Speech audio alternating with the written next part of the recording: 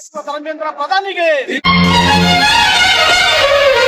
ಧಿಕ್ಕರಿಸು, ತಿರಸ್ಕರಿಸು ಅಧಿಕಾರದ ಸರಕಾರದ ದೌರ್ಜನ್ಯವ, ಕೊನೆಗಾಣಿಸು ಜನಮೋಹದ ಸಾಮ್ರಾಜ್ಯವ.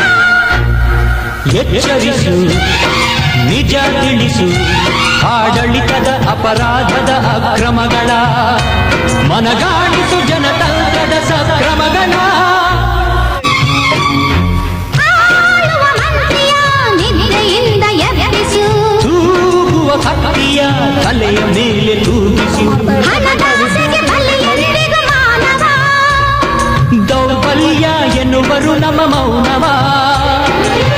ಹಗಲಿರುಳೆಂಬುದಿಲ್ಲ ಕಾಯೋ ಕಣ್ಣಿಗೆ, ಅಪ್ಪರಿಸು, ದೃಢೀಕರಿಸು, ಜನರಿಂದಲೇ ಜನಕ್ಕಾಗಿಯೇ ಈ ಕಾಯಿದೆ. ಭುಗಿಲೆಬ್ಬಿಸು ನ್ಯಾಯಾಂಗದ ಮಿತಿ